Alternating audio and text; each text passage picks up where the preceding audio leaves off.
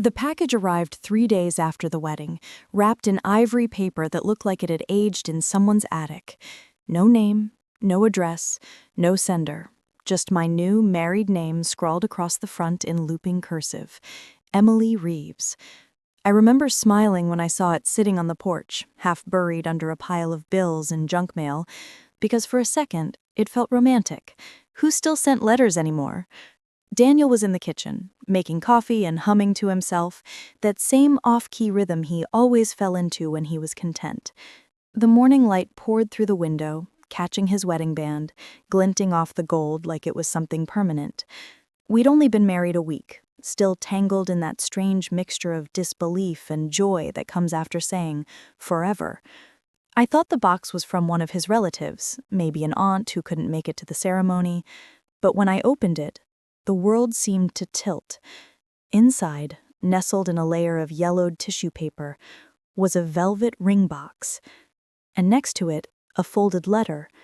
The paper smelled faintly of old perfume, floral, faintly powdery, the kind of scent that feels like a memory you can't place. I opened the letter first. The handwriting was delicate but confident, written in black ink that had faded slightly with time. "Congratulations, Emily," it read. "Welcome to the family. I hope he's changed." No name, no explanation, just those 8 words that made my stomach drop. My fingers trembled as I opened the velvet box. Inside was a ring. Not just any ring. It was an antique diamond band, vintage and intricate, carved with tiny vines and a small sapphire at its center. It was beautiful. It was haunting, and it looked nothing like mine. I turned toward Daniel, who had just stepped into the room holding 2 mugs. "Who sent this?" I asked, my voice thin, strange. He frowned, confused, then set the mugs down when he saw the ring. His face went pale. "Where did you get that?" he asked quietly.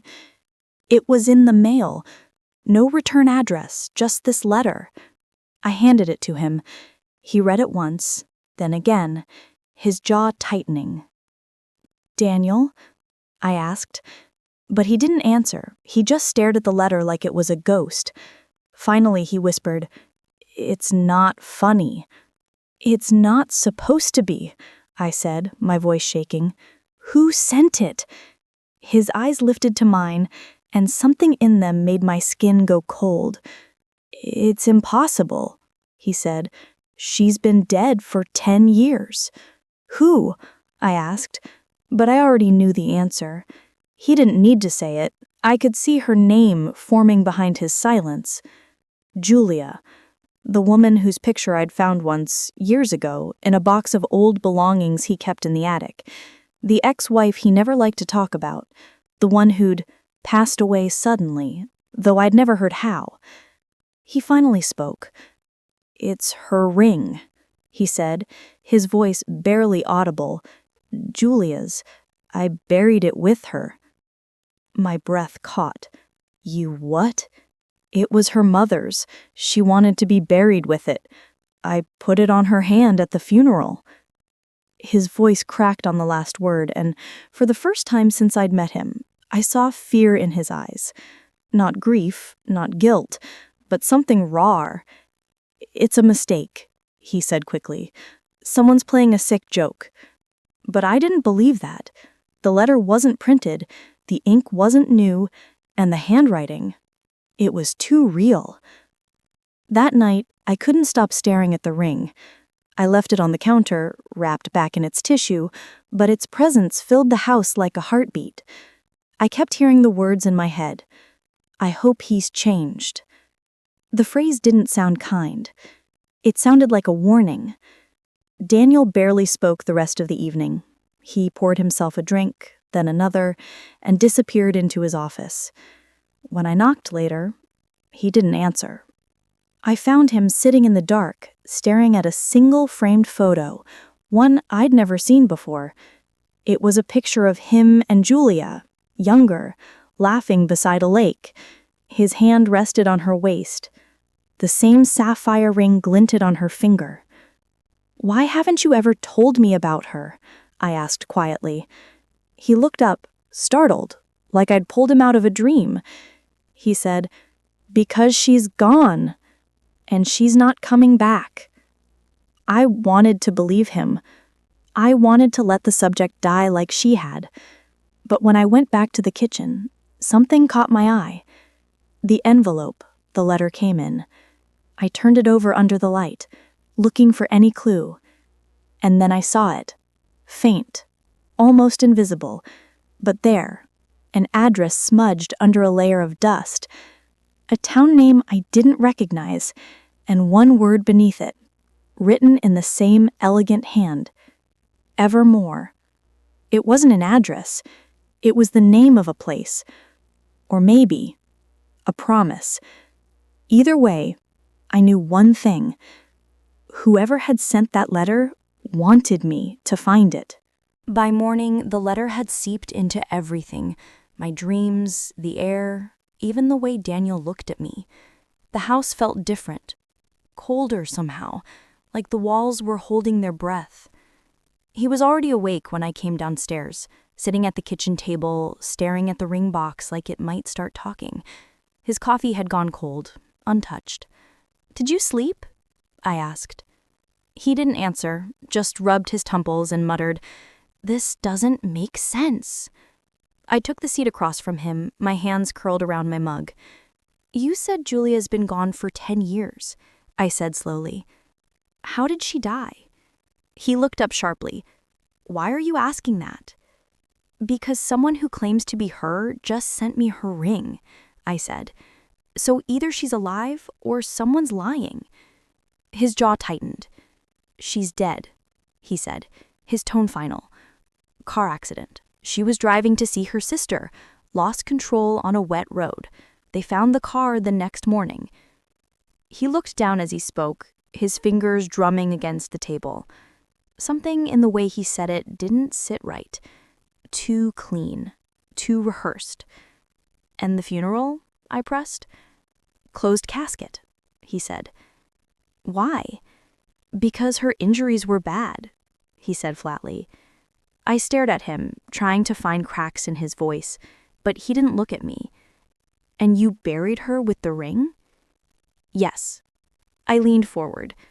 "Then how is it here?" He sighed, standing abruptly. "I don't know, Emily. Maybe someone stole it. Maybe her sister's playing some sick joke. I told you, she hated me." "Why?" I asked. His eyes flicked toward me, sharp, defensive. "Because she blamed me. Everyone did." He grabbed his keys from the counter. "I have to get to work." "Daniel," I said, my voice trembling, "we can't just ignore this." "I'm not ignoring it. I'm trying not to lose my mind." Then he was gone, the front door slamming behind him. For a long time, I just sat there, staring at the ring box. Every instinct screamed that this wasn't a prank. There was meaning in that message, a warning hidden in plain sight. I hope he's changed. But changed from what? I went upstairs to his office. He'd left his laptop open, a half-written email glowing on the screen. I shouldn't have looked. But curiosity isn't always a choice. Sometimes it's survival. The email was addressed to someone named Laura. The subject line read, "Evermore." My heart pounded as I opened it.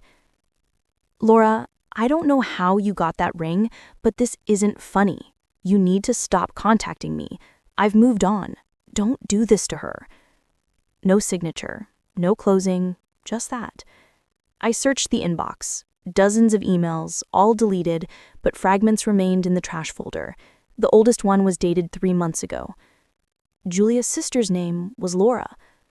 So he had been talking to her, or trying to stop her. I took a photo of the email on my phone and shut the laptop. Then I typed Evermore into Google. A dozen results came up. A handful of small towns, a few bed and breakfasts, a closed-down vineyard. But one listing caught my eye. Evermore Lake House, available for private rentals. The photo made my stomach twist. The same lake from the framed picture in his office. The one where Julia wore that ring. I stared at the screen until the letters blurred. Something inside me, that quiet, stubborn part that had always known when something was wrong, whispered, "Go there." When Daniel came home that evening, he acted like nothing had happened. He cooked dinner, asked about my day, even laughed when I teased him about his burnt chicken. But beneath his calm there was a tremor, something brittle, forced. When I mentioned the package, he changed the subject. When I brought up Evermore, he froze. Just for a second, but enough. "Where did you hear that name?" he asked, his voice too sharp. "The email," I said, before I could stop myself. His face drained of color. "You went through my computer?" "You lied to me," I said. "You said you hadn't talked to her sister." "Because I didn't want this," he snapped. "I didn't want her dragging you into it. She's unstable, Emily. She always has been." He reached for my hand then, softer, pleading. "You have to trust me. Julia is gone. Whatever this is, it's Laura trying to mess with me. With us." I wanted to believe him. I wanted to hold on to the image of the man I'd married. Kind, steady, safe. But his eyes wouldn't meet mine. And the way he said us sounded like a lie. That night, after he fell asleep, I packed a bag. Just a small one. Phone, wallet, flashlight, and the photo of Julia and Daniel by the lake. I didn't tell him I was leaving. I didn't know what I was looking for. All I knew was that I couldn't stay in a house where ghosts mailed wedding gifts and the living refused to tell the truth. The drive to Evermore took 2 hours. The GPS led me down winding roads through thick pine forest until the trees parted and the lake appeared, wide, still, reflecting the moon like glass. The house stood at the edge of the water, its porch light flickering faintly, as if it hadn't been touched in years. I pulled over, my heart hammering, and stepped out into the cold night air. The ring was still in my pocket, heavy and cold against my palm. And for a moment, under the whisper of the trees and the faint hum of the wind, I thought I heard something.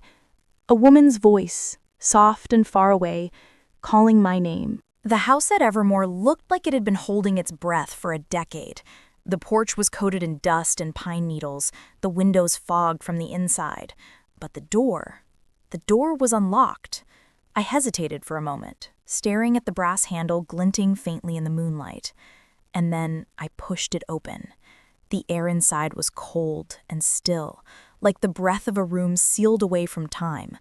My flashlight cut through the dark, revealing furniture draped in white sheets, a half-empty bottle of wine on the counter, and a row of photographs still hanging on the wall. I walked closer, my heartbeat thundering in my ears. They were all of Julia.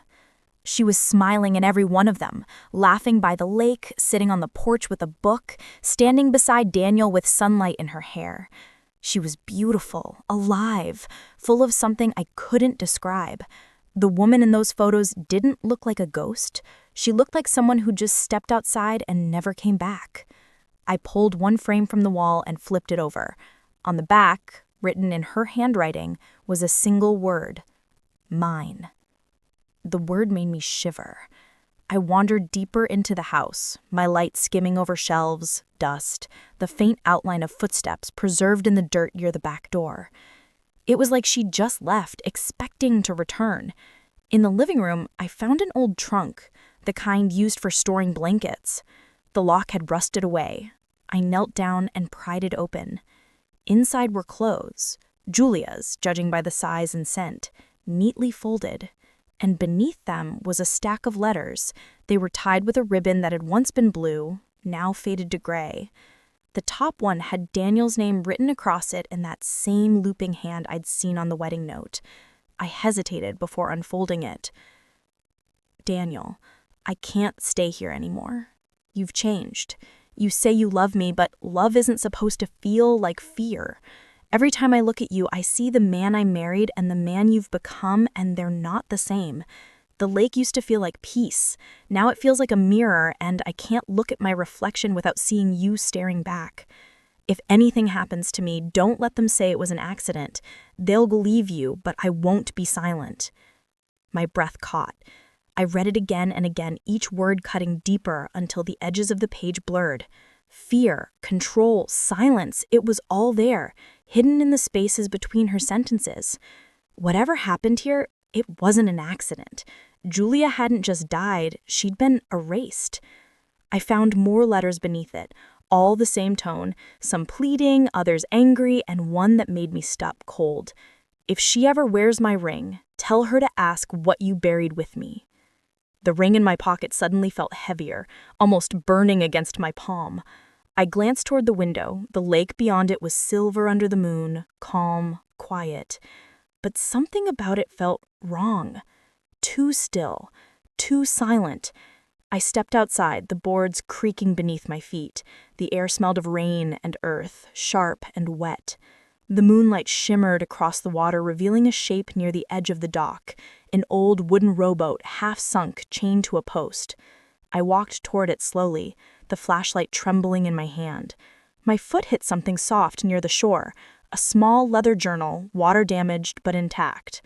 I opened it carefully, the pages warped and stained. It was hers. Julia's handwriting filled every page. The last entry was dated 2 days before her accident. He found out I was leaving. He said no one would believe me, that I'd look crazy if I tried. I don't know what's worse, that I believe him or that he's right. But if someone finds this, if she finds this, please don't let him tell her I just drove away. The wind shifted, cold and sharp, rattling the branches overhead. I looked out at the lake, and for a moment I thought I saw something beneath the surface, something pale, drifting just below the reflection of the moon. My throat went dry. I stepped closer, my shoes sinking into the mud, my flashlight trembling. But when I leant down, the water rippled, and the shape was gone. Behind me, the floorboards creaked. I turned sharply, my light cutting through the fog. The front door was open, now swaying slightly in the wind. I knew I'd closed it. My heart hammered. Someone else was here.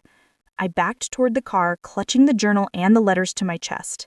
Just before I reached the driver's side, I looked back one last time. The house loomed silent and dark. But in the upstairs window, a faint glow flickered, like candlelight. And in its reflection, for just a second, I thought I saw her, Julia, standing behind the glass, wearing the same sapphire ring that now rested in my pocket.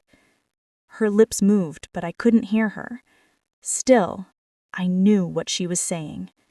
He hasn't changed. I drove home before dawn, the horizon bleeding pale pink over the trees. But the light did nothing to warm me. The car was silent except for the steady hum of the road and the flutter of paper from the passenger seat. Julia's journal, her letters, her last words, all stacked like evidence of something terrible. I kept glancing at the ring resting beside them, its sapphire catching every flash of sunrise like an open eye refusing to close. When I finally pulled into the driveway, Daniel's car was already there. He must have known. Somehow he must have known I'd gone. He was waiting in the kitchen when I stepped inside, still in last night's clothes, his eyes dark, sleepless. "Where were you?" he asked, his voice calm in that quiet, dangerous way that made the air feel heavier. I set the journal down between us. "You tell me," I said, "because according to Julia, you were the last person to see her alive." His jaw tightened, but his eyes flicked to the cover of the journal. The recognition was instant. "You went there," he said softly. "Evermore." "Yes," I said, "and I found everything you buried. Her letters, her diary, her truth." He exhaled slowly, running a hand through his hair, and then said, almost to himself, "I knew she'd never let go." "You said it was an accident," I snapped. "You said she drove off the road, that it was over." He looked up then, and for a moment, I saw something I couldn't name. Not guilt, not fear, but exhaustion. "It was an accident," he said quietly, "but not the way you think." I waited, my heart pounding, the ring cold in my palm. He took a long breath. She was leaving me, he said. She'd been planning it for months. I found the letters, the same ones you did. I begged her to stay, just one last time. She said no. We fought. She took the car. It was raining that night, hard. I followed her. She lost control on the curve near the lake. I tried to pull her out, but the car went under. His voice cracked. I dove in after her, but the water was black. I couldn't see anything. By the time they pulled it out the next morning, she was gone. His words hung there, trembling between truth and performance. You buried her with the ring. You said it yourself, but it's here. I held it up. He flinched, just slightly, and that was all I needed. You didn't bury her, did you? There was no body. He didn't answer. The silence said enough. My stomach twisted. I said it was a closed casket, I said slowly. You didn't let anyone see her because there was nothing to see. He slammed his hand against the table, the sound sharp and sudden. Stop, he barked. You don't know what you're talking about. I took a step back, my pulse racing. Then tell me, I shouted. Tell me the truth. He pressed his palms against his face, his voice shaking now. She wasn't dead, he said finally. Not when I pulled her from the car. She was breathing, barely. I tried to call for help, but there was no signal, no one around. She begged me not to take her to the hospital. She said she didn't want anyone to find her. She said she'd rather disappear than live with me again. He laughed, a hollow, broken sound. So I let her.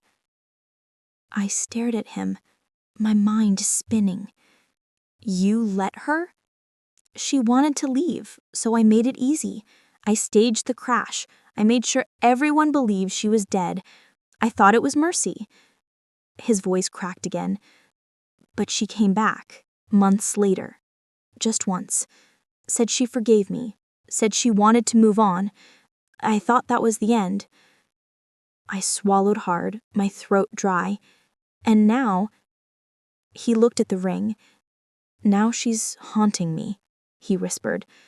Something in me broke then, not out of fear, but out of clarity. Julia hadn't died in the lake. She'd escaped it. But the woman I married wasn't haunted by her ghost. She was haunted by her memory, by a lie so heavy it had started to rot from the inside. She didn't send this to haunt you, I said quietly. She sent it to warn me. He looked up sharply. Warn you? Her last entry, I said, pulling out the journal. She wrote, if anything happens to me, don't let them call it an accident. They'll believe you, but I won't be silent. She knew you. She knew what you were capable of. His eyes hardened. You think I hurt her? I think you controlled her. And now you're trying to control me. He stood then, slow and deliberate, his shadow stretching across the kitchen. Be careful, Emily. You're starting to sound like her. I took a step back, the weight of the ring burning into my skin. Maybe that's what she wanted, I said. For someone to finally listen. The front door creaked then. The wind, maybe? Or something else. The lights flickered once. Daniel turned his head, frowning. What was that? Before I could answer, the ring slipped from my hand. It hit the floor with a sharp metallic clink and rolled straight to his feet. He stared at it, pale, frozen, his breath coming in short bursts. The sound of water, faint, impossible, rippled through the silence like the echo of waves against a dock. His face went white. Do you hear that? He whispered. I did. The faintest whisper, soft and distant, carried on the air, a woman's voice echoing from somewhere deep in the house. His never changed. For a long moment, neither of us moved. The sound of water drifted through the house again, soft, rhythmic, impossible.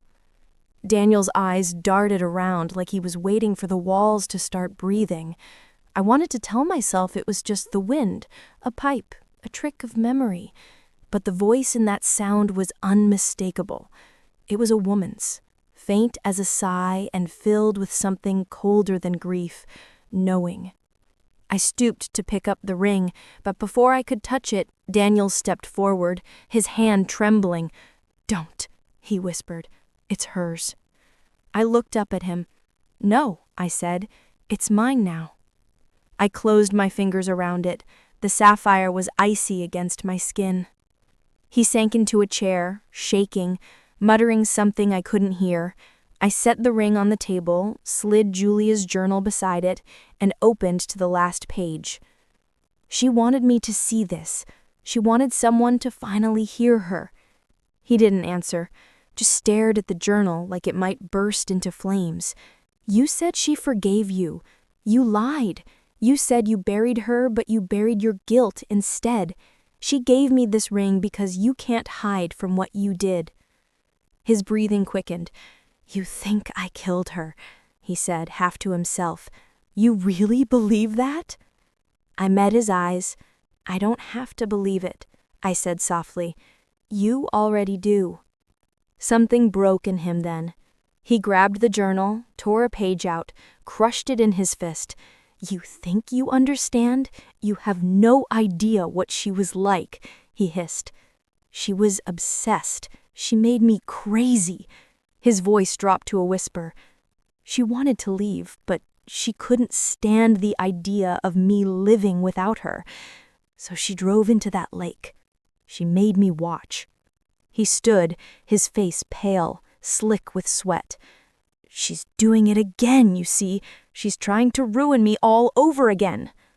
I backed away, the ring clenched tight in my hand. "She's not ruining you," I said. "She's finishing what you started." The kitchen light flickered once more, and then it went out completely. The house plunged into darkness. The air grew damp and heavy, thick with the scent of lake water. I could hear the faint sound of dripping, then the creak of floorboards from the hallway. Daniel turned, panic flickering across his face. "Julia?" he whispered into the dark. A shadow moved just beyond the doorway, tall, indistinct, swaying slightly. For an instant, the beam of moonlight caught it, and I saw her, pale, dripping, her hair plastered to her face, the sapphire ring glinting on her finger. Daniel stumbled backward, his breath ragged. "No," he gasped, "you're not—" But the shadow didn't move closer. It just lingered, silent, watching. Then, slowly, she raised her hand and pointed toward the lake beyond the window. Daniel's eyes went wide. "I didn't mean to. You wanted to leave. I couldn't—" He backed away, but his heel hit the ring box on the floor, sending him sprawling. The sound snapped the silence, and suddenly everything erupted, the door slamming open, wind howling through the room, the smell of rain and earth and decay flooding in. I fell to my knees, covering my ears, and then just as quickly, it stopped. When I looked up, the shadow was gone. The house was still again. Daniel sat against the wall, his face blank, staring through me. "She's gone," he said, almost gently. "Finally." Then he closed his eyes. His chest rose once, twice, and then nothing. The silence that followed was too complete, like the world itself was waiting for something else to end. I called the police. I said he'd collapsed, that he'd been having nightmares, that the stress had caught up with him. I didn't mention Julia or the ring or the lake. They took him away quietly, and by morning, it was over. Officially, Daniel Reeves died of a heart attack. Unofficially, Julia had taken back what was hers. Weeks passed before I could go back to the lake house. It was empty now, stripped bare by the investigation, but I brought the ring with me. I stood at the edge of the dock, the water calm and dark beneath me, and whispered, "You kept your promise." Then I let the ring slip from my fingers. It fell slowly, catching the light as it sank, until it disappeared completely. The ripples spread across the surface, Small, even, endless. When I turned to leave, I saw it. The faintest reflection in the water beside mine. Julia. Smiling. Peaceful. Her hand resting gently on my shoulder, and for the first time, I smiled back. That night, when I returned home, a small package sat on my porch. No return address. Inside, wrapped in fresh white paper, was the letter I'd sent to thank Julia's sister, Laura, for the truth. But there was something else tucked inside. A folded piece of paper, written in the same elegant hand as the first. Thank you for listening. He's finally where he belongs. Live your life, Emily. The rest is mine. The words shimmered under the porch light, the ink still damp as if it had just been written. The scent of lake water lingered faintly in the air. I folded the letter carefully and set it beside the door. I didn't need to look over my shoulder to know she was gone. The next morning, the lake was calm again. The sky was clear. The silence didn't feel heavy anymore. It felt like release. And when I looked at my reflection in the window, for the first time in months, I saw only myself.